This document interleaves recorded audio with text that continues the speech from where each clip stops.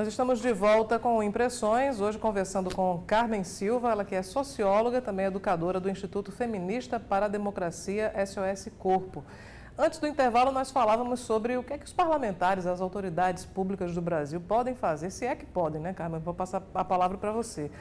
É possível fazer alguma coisa para coibir, do ponto de vista legal ou da atuação parlamentar, para diminuir, coibir a cultura do estupro? Com certeza. Nós, do Movimento Feminista, tivemos uma grande conquista, que foi uma mudança na lei que rege o crime de estupro. Quer dizer, antigamente, apenas a penetração era considerada como estupro. Hoje, qualquer tipo de abuso sexual, ele feito sem o consentimento da mulher, é considerado um estupro. Aliás, acho que nesse caso até contra os homens também é considerado estupro. Também é considerado um estupro. Acontece que os casos contra os homens são um número muito menor do que os casos contra as mulheres, né? Então, os parlamentares podem fiscalizar o poder público, porque o papel de um parlamentar não é apenas fazer a legislação, mas é também fiscalizar o poder público, tanto o executivo como o próprio parlamento. Como a gente estava falando, quando um parlamentar ameaça uma colega no parlamento de estupro, como foi o caso de Jair Bolsonaro, que ameaçou a deputada Maria do Rosário ao dizer que não a estuprava porque ela não era bonita, isso deveria ter sido punido pelos próprios parlamentares. Seria um grande exemplo para coibir a cultura do estupro. Quer dizer, eles dariam uma demonstração para a sociedade de que, primeiro, um parlamentar não pode dizer isso porque ele ocupa uma função pública. Então, independente dele pensar isso na vida privada dele, ele não poderia dizer. Segundo, o parlamento não aceita uma ameaça de violência contra uma colega no próprio parlamento. Então, se eles fizessem isso, eles estariam contribuindo, mas eles não fizeram. E eles podem fazer inúmeras outras coisas. Eles podem fazer campanhas públicas, eles podem fazer legislações punitivas, eles podem fiscalizar o poder público para que o executivo, os órgãos de segurança pública possam acolher as vítimas. No Brasil, a gente tem uma legislação bastante favorável às mulheres, que é a Lei Maria da Penha, porém, a estrutura do Poder Executivo para acolher as mulheres vítimas de violência ainda é muito pequena. Então, não basta ter a lei, é preciso que ela possa se concretizar na rede, né, de órgãos públicos que são capazes de receber e dar encaminhamento a uma mulher vítima de violência, que tem tanto a parte jurídica, do atendimento jurídico, mas a parte também do atendimento de saúde, como a parte do atendimento psicológico, a parte do atendimento assistencial e econômico, porque muitas violências que nós mulheres sofremos, elas ocorrem por parceiro íntimo, quer dizer, por esposo, por namorado. Muitas vezes as mulheres precisam ser protegidas e, para isso, precisam sair de casa e precisam, muitas vezes, largar seus trabalhos quando têm, né, e, portanto, ficar sem renda. E o poder público, a lei prevê que o poder público possa reduzir os danos da violência e inibir a violência, né? Então, tanto a punição como a redução de danos para a vítima é prevista pela lei. Porém, hoje, a estrutura para que isso ocorra é mínima. Pelos números que você, inclusive, citou as estatísticas, as mulheres e as crianças também, as adolescentes, elas normalmente são abusadas ou são estupradas por pessoas que são do ciclo de confiança. E aí a minha pergunta é, normalmente, no caso das mulheres, os homens, eles dão sinais de que poderiam agir dessa forma no futuro ou é algo que não se percebe? Dão sinais. No caso das mulheres adultas e também jovens, adolescentes, uma coisa que a gente dentro do movimento feminista sempre discute muito é que a gente pode perceber antes de que algo mais grave ocorra. Tem vários sinais e tem vários estudos sobre isso.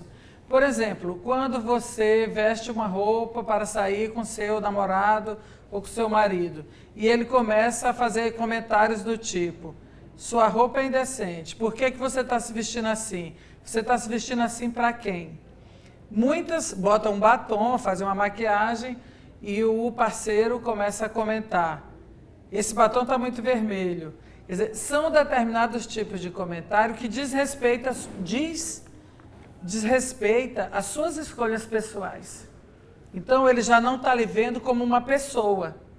Uma pessoa tem escolhas pessoais. Ou pelo menos não está lhe vendo como uma pessoa igual a ele. Não está lhe vendo como uma pessoa igual a ele e nem como uma pessoa. Está lhe vendo como uma coisa com a qual ele sai para mostrar aos amigos. Então, isso é um primeiro sinal. Não quer dizer que com isso, necessariamente, esse seu parceiro vá chegar a lhe matar. Mas ele está dando sinais. Se ele começa a ter cenas de ciúme, quebrar as coisas em casa, bater, quer dizer, aquilo é um potencial caminho para um assassinato. Então você pode, e as pessoas veem isso. Quantas de nós tem na sua família ou entre suas amigas mulheres que já viveu esse tipo de coisa? E quantas de nós já disse, minha amiga, se afasta dessa situação, sai disso, porque a gente percebe que ali pode ter um desfecho fatal. Mas esse tipo de comportamento masculino muitas vezes é interpretado como uma forma de amor, né? Esse é o problema da cultura do estupro, que é a mesma cultura da violência, né? Que é exatamente o lado cultural do patriarcado. Quer dizer, o patriarcado é um sistema de poder na sociedade. É um sistema de poder do qual os homens dominam e exploram as mulheres. Ele é legitimado socialmente, assim. As pessoas acham que pode ser assim, que as mulheres estão para servir os homens. Ou servir fazendo trabalho doméstico para eles, poderem sair, passear, jogar futebol, ou servir sexualmente. E quando elas não cumprem esse papel, elas podem ser espancadas. Então, essa violência, ela é uma estrutura de colocar as mulheres no seu devido lugar, entre aspas, né? E não quer dizer que todos os homens são violentos, todos os homens fazem isso. Não quer dizer isso, porque tem homens que têm uma consciência dessa situação e não desenvolvem esse tipo de prática. Mas ocorre que o grupo social masculino é todo beneficiado com essa cultura, né? Porque através dos vários mecanismos de dominação. Então, o homem pode tudo, a mulher não pode nada, né? O homem pode ter todos os tipos de lazer, a mulher não pode ter. Os homens podem, quando tem outros relacionamentos, a mulher chora, fica chateada e tal. Mas se a mulher tiver, o homem mata. Então, quer dizer, até há pouco tempo existiu o crime em defesa da honra, né? Pois é, na sociedade brasileira e o Estado brasileiro legitimava o assassinato de mulheres a partir do argumento da defesa da honra. Honra de quem? Do homem, porque a mulher que tinha morrido possivelmente já tinha sido traída inúmeras vezes por aquele homem. E não necessariamente havia traído, se houvesse Não, bastava ver a suspeita.